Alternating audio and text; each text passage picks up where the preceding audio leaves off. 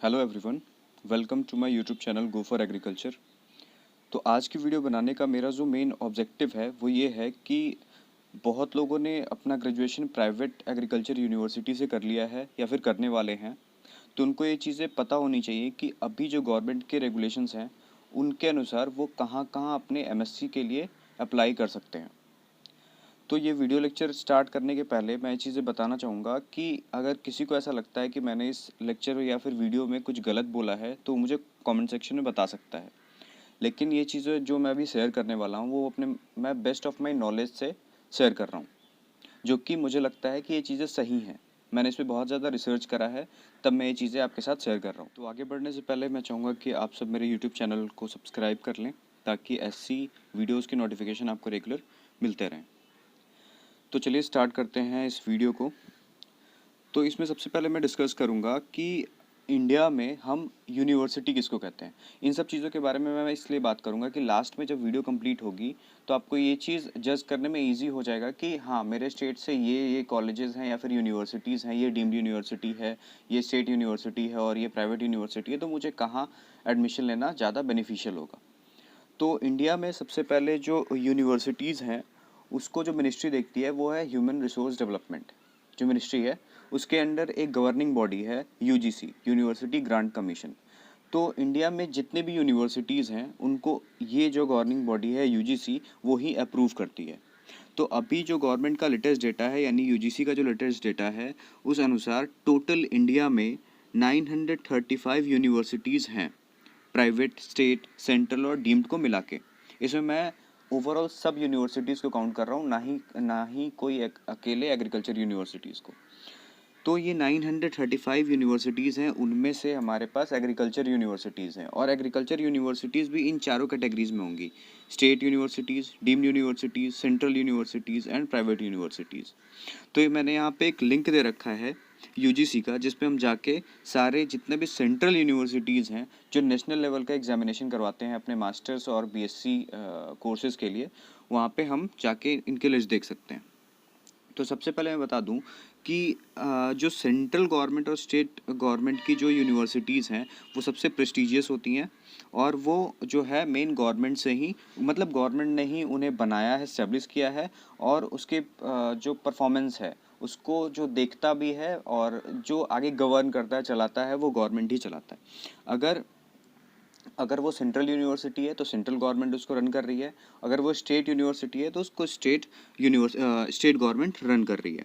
तो यहाँ पे मैंने जैसे लिखा हुआ है कि both central and state universities are public universities as they are run by government and are more prestigious than other two universities. Other two universities कौन कौन सी हैं? Deemed university and private university.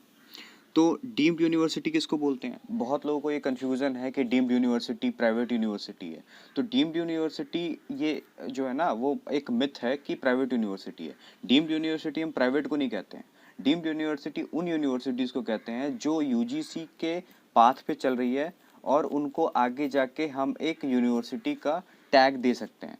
तो यूजीसी क्या है, मतलब HRD ministry को suggest करती है कि इनको यूनिवर्सिटी के कैटेगरी में डालने के लिए, और यूजीसी के अप्रूवल से एचआरडी मिनिस्ट्री उसको क्या करती है कि यूनिवर्सिटी का टैग देती है।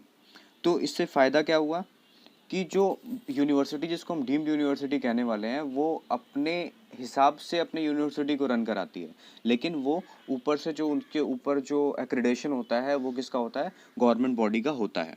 तो मैंने यहाँ क्या लिखा है? Deemed universities are those institutes that have been granted a status of autonomy by the recommendation of UGC because of high standard of work carried out there. They may not be necessarily be like traditional universities. For example, जैसे हम जानते हैं कि IARI है, तो IARI भी वहाँ पे क्या होता है? रिसर्च प्रैक्टिसेस होती हैं, तो वो भी क्या है? एक डीम्ड यूनिवर्सिटी है। लेकिन अभी जो गवर्नमेंट का लेटेस्ट जो नोटिफिकेशन आया है, ये मैं लास्ट ईयर का न्यूज़ शेयर कर रहा हूँ आपके साथ कि बहुत सारी यूनिवर्सिटीज़ थी, डीम्ड यूनिवर्सिटीज़ थी जो अपने नेम के साथ यूनिवर्सिटी वर्ड लगाती थी। जैसे फॉर एग्जांपल मैंने दिया है एसआरएम यूनिवर्सिटी, जो पहले अपने कॉलेज नेम के साथ, यूनिवर्सिटी नेम के साथ यूनिवर्सिटी वर्ड यूज़ करते थे, लेकिन उनको यूजीसी ने मना कर दिया है, तो अब वो अपने लोगो नेम या फिर अपने नेम के साथ यूनिवर्सिटी नहीं लगा सकते हैं। वो आज भी डीम्ड यूनिवर्सिटी हैं, लेकिन वो लगा नहीं सकते हैं नेम। तो इसके लिए मैंने एनडीटीवी का एक कटआउट लगा रखा है, आप यहाँ इसको पढ़ लेना, ठीक है। लास्ट हमारा प्राइवेट यूनिवर्सिटी किसको कहते हैं। तो private universities are those that have been established by the government but have received the recognition from UGC to be called a university.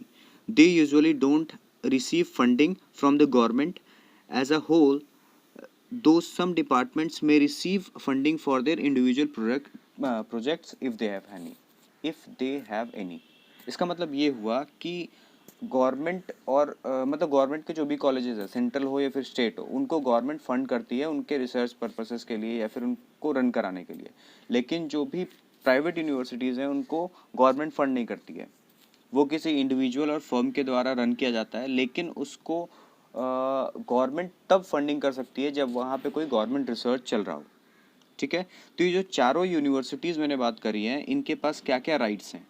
तो ये चारों तरह की यूनिवर्सिटी अपना कोर्स डिसाइड कर सकती हैं, अपना फ़ी डिसाइड कर सकती हैं, अपना खुद का एग्ज़ाम ले सकती हैं और खुद का अपना एक डिग्री दे सकती हैं, ठीक है।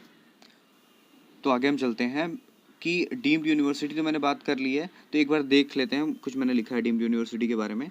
Deemed universities are not private universities, they are autonomous institutions that have been recognised not only by the UGC but also by the ministry of human resource development.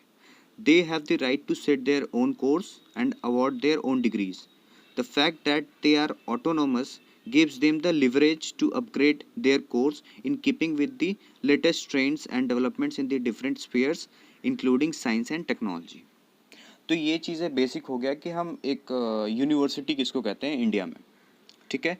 तो अगर हम प्रेस्टिजियस बेसिस पे देखें तो सबसे आगे होती है हमारी सेंट्रल यूनिवर्सिटी, जिनको रिकॉग्निशन इंटरनेशनली भी मिलता है। उसके बाद आती है हमारी स्टेट यूनिवर्सिटीज़, फिर आती हैं डीम्ड यूनिवर्सिटीज़ और सबसे लास्ट में होती है हमारी प्राइवेट यूनिवर्सिटीज़। तो हम अपने मेन टॉपिक की तरफ चलते हैं कि हमने अगर ग्रेजुएशन कर लिया है प्राइवेट यूनिवर्सिटी से, तो हमारे पास मास्टर्स यानी एमएससी करने के लिए कौन कौन से ऑप्शंस ओपन है। तो हम एक एक करके चारों यूनिवर्सिटीज़ में बात करेंगे कि हम वहाँ पे अप्लाई कर सकते हैं कि नहीं। तो सबसे पहला हमारा प्राइवेट यूनिवर्सिटी, जिसको हम सबसे लोअर प्रायोरिटी पे रखते हैं कि हम यहाँ इस यूनिवर्सिटी में हम सबसे लास्ट में ही जाएंगे, तो इसको सबसे लास्ट में हम डिस्कस करेंगे। तो जो सेकंड नंबर पे है वो स्टेट एग्रीकल्चर यूनिवर्सिटीज़, जिसको हम शॉर्ट फॉर्म में एसएयूज़ बोलते हैं। टोटल जो नंबर है एसएयूज़ का इंडिया में वो है 64। यहाँ पे मैंने विकीपीडिया का लिंक दिया हुआ है जिस पे अपडेटेड लिस्ट ऑफ 64 एसएयूज़ हैं। इस लिंक से आप जाके देख सकते हैं कौन कौन सी यूनिवर्सिटी स्टेट वाइज कितनी है एसएयूज़, ठीक है। तो सबसे पहले मैं यहाँ पे एक चीज़ क्लियर कर दूँ कि ये कन्फ्यूज़न नहीं रखना है कि हम किसी भी अदर स्टेट में के एसएयूज़ में हम जाके अपना एडमिशन ले सकते हैं।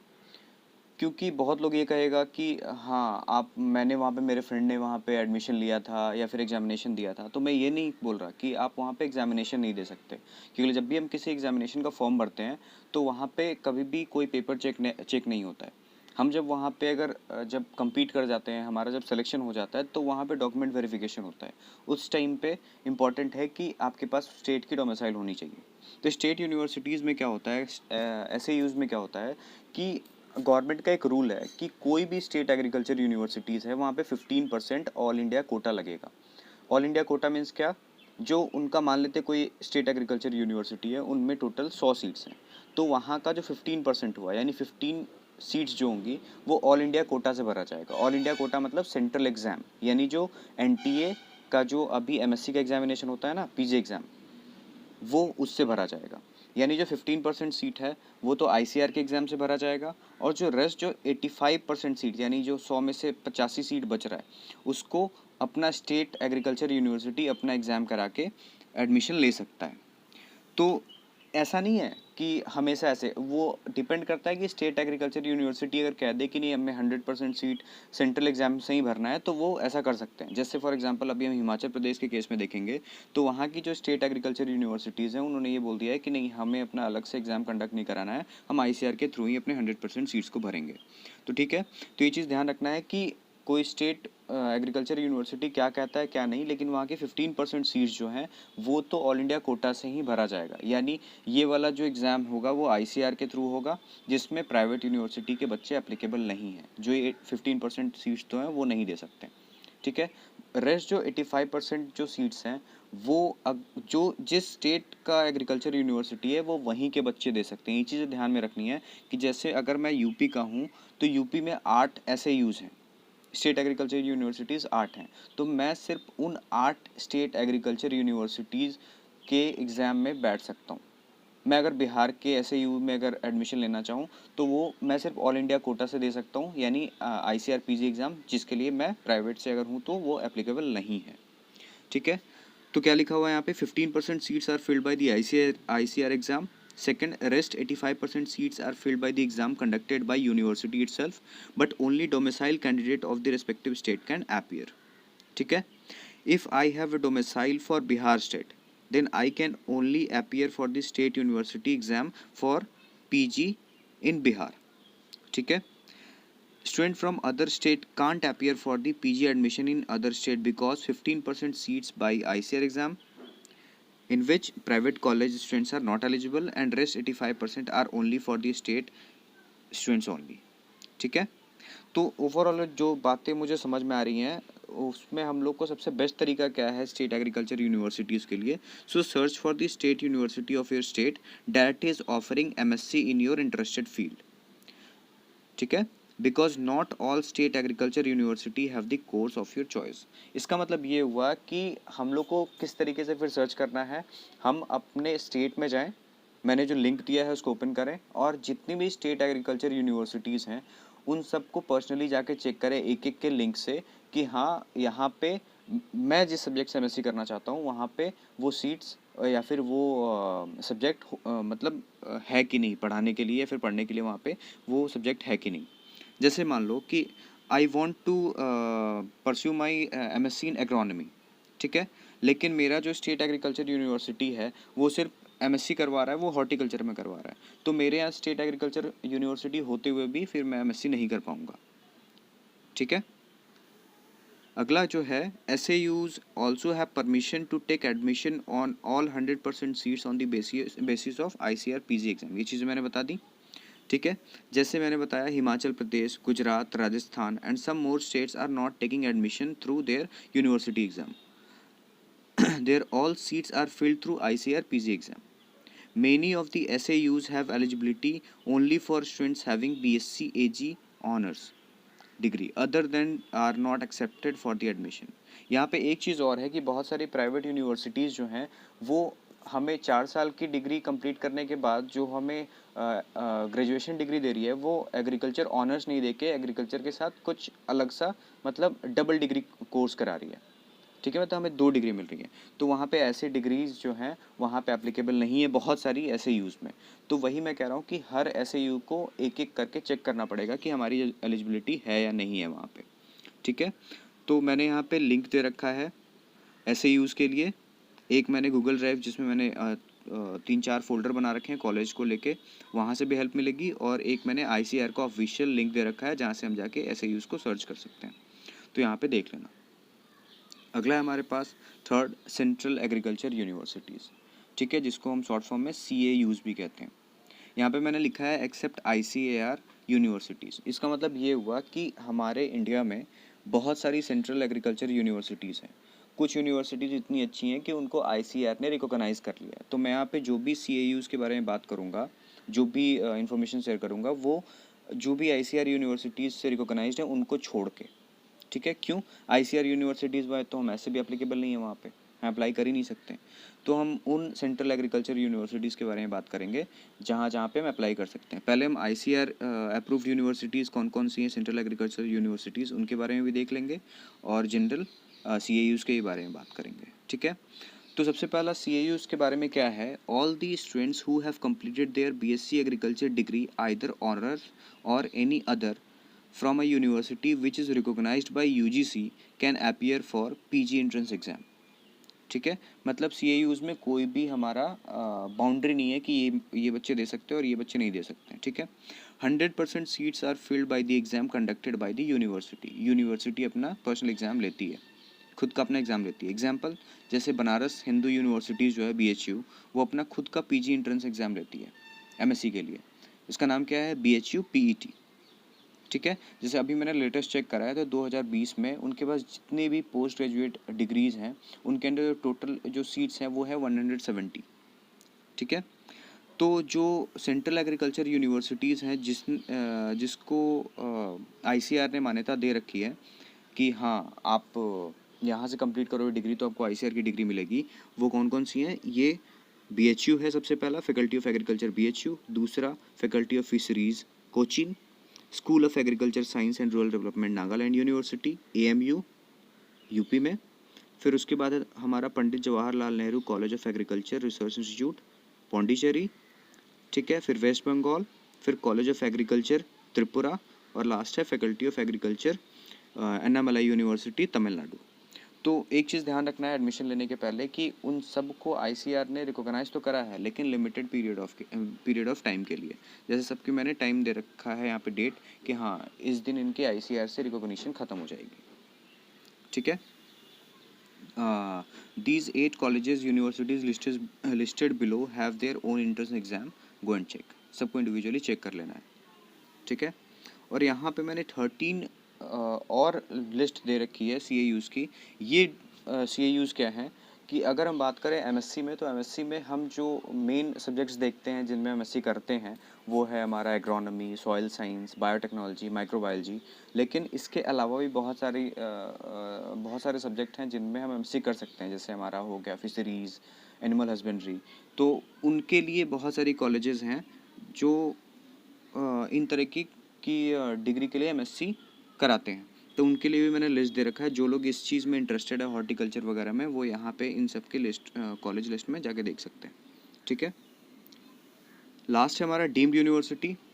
तो डीम्ड यूनिवर्सिटीज़, तो पहले मैंने कन्फ्यूज़न दूर कर दिया कि ये प्राइवेट यूनिवर्सिटी नहीं है, ये इस तरीके की यूनिवर्सिटीज़ हैं जिनको मिनिस्ट्री ने अप्रूवल दे दिया है UGC के बोलने पे, ठीक है। तो सबसे पहले जो अगर ICAR के बारे में बात करें तो ICAR ने कुछ डीम्ड यूनिवर्सिटी को अपनी तरफ से रिकॉग्निशन दे रखा है। कौन कौन सी है वो है total 4। ICAR Indian agriculture research institute new Delhi. दूसरा ICAR का NDRI national dairy research institute Karnal. Third है इंडियन वेटनरी रिसर्च इंस्टीट्यूट, और है लास्ट हमारा central institute of fisheries education Mumbai, ठीक है। तो ये 4 डीम्ड यूनिवर्सिटी हैं जिसको रिकॉग्नाइज कर दिया है ICAR ने, ठीक है। तो इसके अलावा भी डीम्ड यूनिवर्सिटी हैं जहाँ पे हम MSc कर सकते हैं एग्रीकल्चर में, ठीक है। तो यहाँ पे मैंने लिंक दे रखा है, इस लिंक से हम जाके डायरेक्ट डीम्ड यूनिवर्सिटीज़ को हम चेक कर सकते हैं जितने भी एग्रीकल्चर से हैं, और हम जाके प्रॉपर एक एक यूनिवर्सिटी में इंफॉर्मेशन ले सकते हैं कि हम यहाँ पे एलिजिबल हैं या नहीं है। अब यार इतनी सारी यूनिवर्सिटीज़ हैं, मैं एक एक यूनिवर्सिटी के बारे में इंफॉर्मेशन नहीं दे सकता, लेकिन हाँ, मैंने तरीका बता दिया है कि आप इस तरीके से जाओ। तो आप SAUs में भी देख सकते हो अपनी एलिजिबिलिटी, और सेंट्रल यूनिवर्सिटी में भी देख सकते हो कि कौन सा बेटर है, और फिर डीम्ड यूनिवर्सिटी का भी मैंने लिस्ट दे रखा है, वहाँ से भी हम चेक कर सकते हैं कि हाँ, हम कहाँ कहाँ अप्लाई कर सकते हैं, ठीक है। अगला पॉइंट है, it is not necessary that every deemed university have PG in agriculture. ये चीज़ ध्यान रखना है, ठीक है। और मैंने लास्ट बोला था कि प्राइवेट यूनिवर्सिटी जिसको हम बहुत ही कम प्रायोरिटी देते हैं कि हम एडमिशन लेंगे, उसके बारे में है। तो प्राइवेट यूनिवर्सिटी का केस क्या है? As per the latest list by ICAR, only these private colleges are accredited by ICAR, which means after getting admission in these colleges, also the student will get the PG degree from ICAR, which means government PG degree मिलेगी उनको। ये private universities हैं जिनको ICAR ने अपने सबसे latest list में रखा है कि हमने इनको अपनी रिकॉग्निशन दे दी है। जो भी यहाँ से अगर MSc करता है एग्रीकल्चर में, उनको गवर्नमेंट PG डिग्री मिलेगा। इसका मतलब नेगेटिव पॉइंट क्या है अगर हम प्राइवेट यूनिवर्सिटी में एडमिशन लेते हैं? सबसे पहला, हाई फीस, ठीक है, वहाँ पे सीट्स कम है, और जो हमको रिकॉग्निशन मिला है ICAR से वो लिमिटेड टाइम के लिए है, वहाँ पे सारे सब्जेक्ट कवर नहीं है। बहुत सारी तो प्राइवेट यूनिवर्सिटी है जिनका अप्रूवल तो मिला है ICAR से, लेकिन वो सिर्फ हो सकता है बैचलर डिग्री यानी BSc के लिए ही मिला है, MSc के लिए नहीं मिला है, ठीक है। और बहुत सारा हम ऐसे सुनते हैं कि हाँ कि वहाँ पे सीट्स कम है तो इसीलिए सीट्स जो हैं बहुत हाई प्राइसेस पे बेच दी जाती हैं। ठीक है। तो सबसे पहले मैं एक दिखा दूं कि जो भी है कोई जल्दी बताता नहीं है या फिर कोई भी यूनिवर्सिटी शेयर नहीं करती है। तो यहाँ पे मैंने एक आईसीआर का कटआउट लगाया है लवली प्रोफेशनल यूनिवर्सिटी को। उनका ग्रेडिंग हुआ है 5 में से 3.42, जिस बेसिस पे उन्हें बीएससी, ठीक है, ऑनर्स एग्रीकल्चर करा रहे हैं, वो एमएससी करवा रहे हैं एग्रीकल्चर में, हॉर्टिकल्चर, फ्रूट साइंस, एग्रोनॉमी में करवा रहे हैं, जेनेटिक्स एंड प्लांट ब्रीडिंग में करवा रहे हैं। तो ये जो चीज़ भी हैं वो एमएससी तो वहाँ से हो रहा है, लेकिन वो उनका जो पीरियड है वो 5 साल तक है। और मैंने यहाँ पे कंप्लीट लिस्ट दे रखा है, वो तो मैंने एक एलपीयू के लिए बता दिया। यहाँ पे यही टोटल 7 या 8 यूनिवर्सिटीज़ हैं जहाँ से, या फिर कॉलेजेस हैं जहाँ से हम एमएससी डिग्री कर सकते हैं। ठीक है। जैसे पहले सीएट्स कहते थे, अब वहाँ पे उसको हम इंस्टीट्यूट से डिग्री वो इंस्टीट्यूट से यूनिवर्सिटी में कन्वर्ट हो गए हैं, तो इसीलिए इसको हम सुएट्स कहते हैं। इलाहाबाद में स्कूल ऑफ एग्रीकल्चर है। ठीक है। दूसरा है एलपीयू, ये भी प्राइवेट यूनिवर्सिटी है। ठीक है। तीसरा है हमारा BSc programme in university college of agriculture, Guru Krishi university. ठीक है। और उसके बाद है MS Swaminathan school of agriculture, फिर है कॉलेज ऑफ एग्रीकल्चर टेक्नोलॉजी, फिर है फैकल्टी ऑफ एग्रीकल्चर साइंस, शिक्षा ओ अनुसंधान, ये एक डीम्ड यूनिवर्सिटी है। और लास्ट है हमारा school of agriculture ITM university Gwalior, Madhya Pradesh. ठीक है। तो ये हमारी प्राइवेट कॉलेजेस हैं जिनको आईसीआर ने एक्रेडिटेशन दे रखा है कि आप अगर यहाँ से एमएससी करते हो तो यहाँ से जो डिग्री मिलेगा वो हमारा गवर्नमेंट डिग्री होगा। ठीक है। और लास्ट जो लोग इस वीडियो को उस बेसिस पे देख रहे हैं, उस चीज़ से देख रहे हैं कि मुझे इस बारे में नहीं पता है कुछ भी और एमएससी में कौन कौन सा सब्जेक्ट है करने के लिए, तो वो यहाँ पे देख सकता है। मैंने यहाँ पे लिस्ट दे रखा है सब्जेक्ट्स इन एमएससी एग्रीकल्चर। ठीक है। एग्रीकल्चर बॉटनी में कर सकते हैं, एग्रीकल्चर केमिस्ट्री है, इकोनॉमिक्स है, एग्रोनॉमी है, एक्सटेंशन है, फॉरेस्ट्री है, बहुत सारे सब्जेक्ट्स हैं। ठीक है। तो आई होप इस वीडियो से बहुत सारी कन्फ्यूज़न दूर हुई होगी, और किसी को भी इस बारे में और ज़्यादा मुझसे बात करना है तो वो कमेंट सेक्शन में पूछ सकता है या फिर मेरे इंस्टाग्राम चैनल पे मुझे मैसेज कर सकता है। ठीक है। Till then, thank you.